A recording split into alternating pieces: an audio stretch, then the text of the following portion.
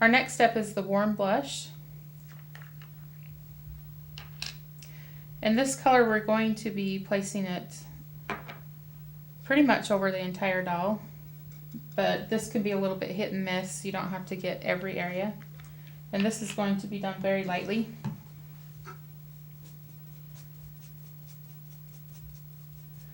Of all the colors that we use, this will be the thinnest.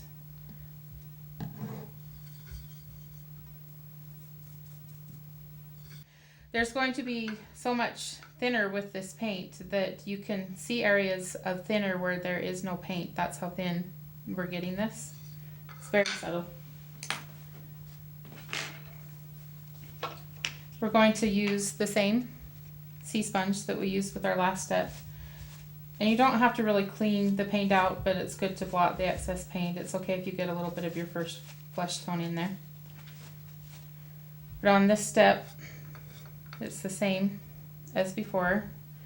You're gonna roll that on, and I can see I've got too much color. I need more thinner still.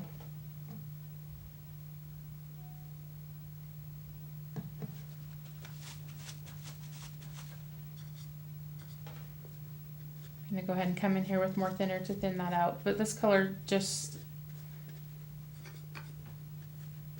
shows very lightly. It adds some more depth and a warmness to the skin tone.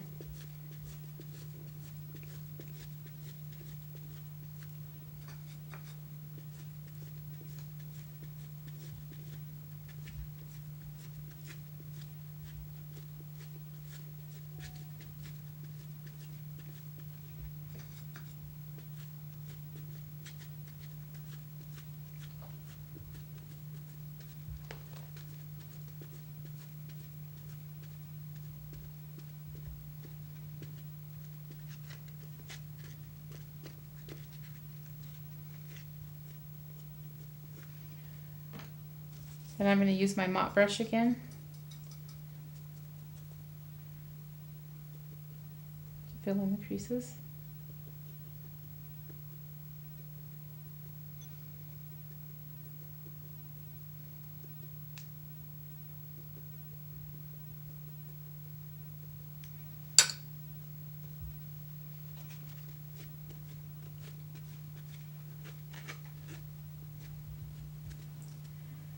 And I don't know if you can see this on the camera very well, but sometimes you'll get a little effect here where the paint on the edges ran and kind of formed a little bit of a red line here.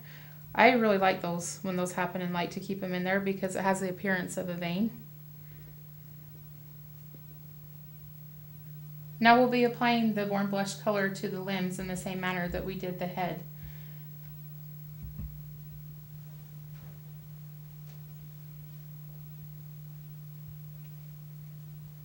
Now we're finished with our warm blush color. The arms and legs and the head have all been painted and cured just as before at 265 for 8 minutes. And we're ready to move on to the next step. And our next step is the creases. And we have this color for painting the creases, to highlight the creases and make them look thinner in those areas for a lifelike look.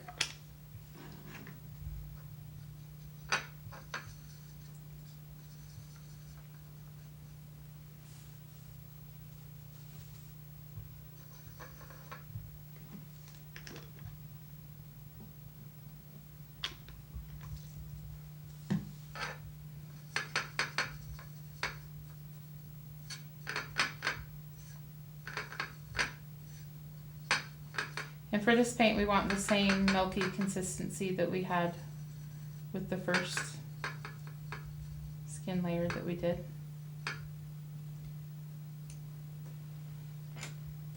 And I'm going to use my #1 liner brush and make sure there's not too much paint on the brush. We want this to be very soft and subtle. I'm just going to go ahead and paint in all of the creases around the eyes and nose.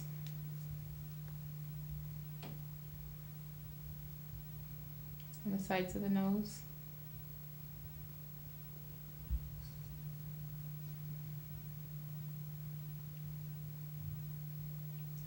amount.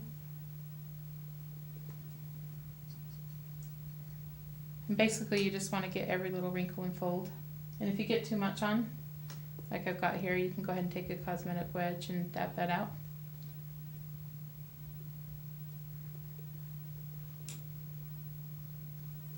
You can do behind the ears and in the creases and folds of the ears.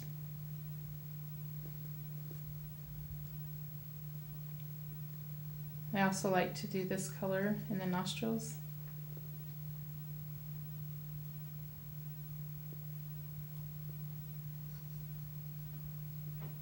Add depth.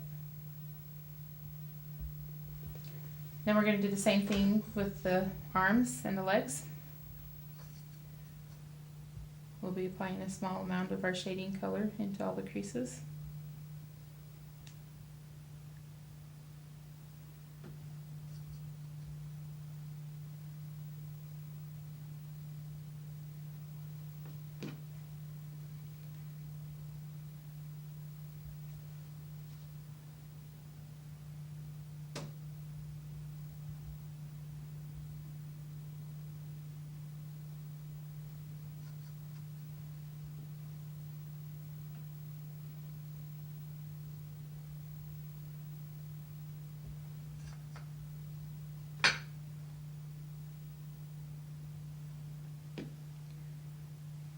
And then we continue on with the legs and the other arm until all pieces are complete. And we don't bake it at this step. It's not necessary. You can, but we can go straight on to the blushing from here. Now that we've finished the shading, we're going to move on to our next step. But before we do that, I'm going to clean my brush. This is just alcohol, works really well for cleaning the Genesis paint from brushes.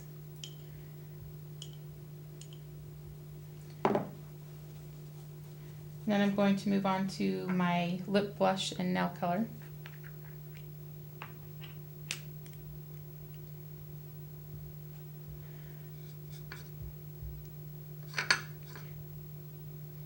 And this will be about the same consistency that we used on the last step.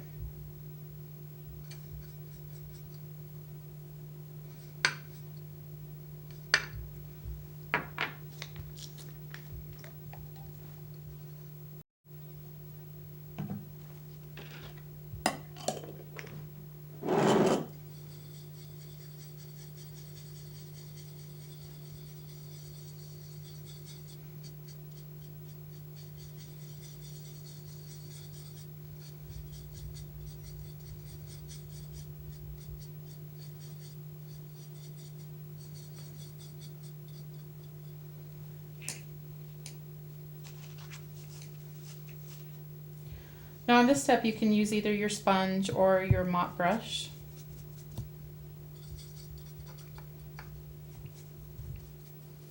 I generally like to use the mop brush because we'll be using this paint in smaller areas than we did before.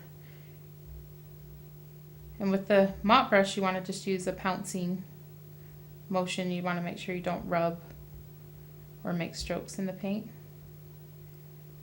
And it gives kind of a blotchy newborn effect.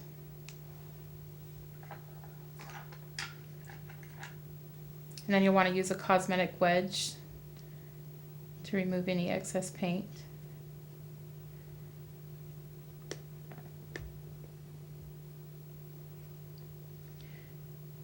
And I like to go around the eyes and the tip of the nose. And just wherever you think, if you want to do a little bit of a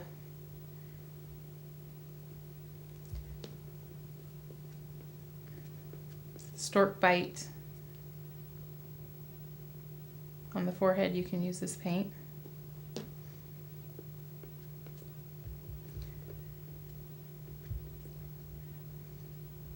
I like to do the chin and a little bit around some of the bigger creases. And just wherever you feel like, that's really up to the artist to decide.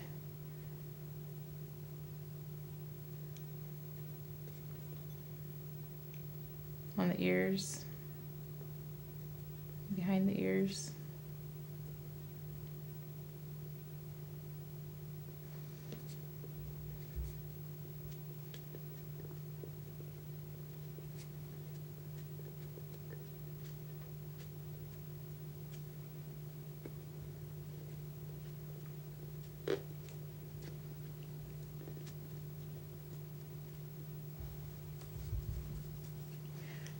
And then I kind of like to just go through and add a little bit of blush here and there.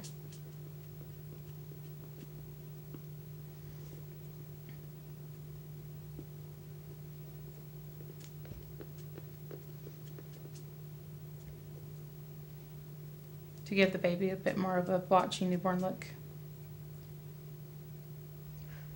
Now notice that you can see the stork bite here and the detail that we have in the creases, the blushing. You can see the blotchy newborn effect that the mop brush created.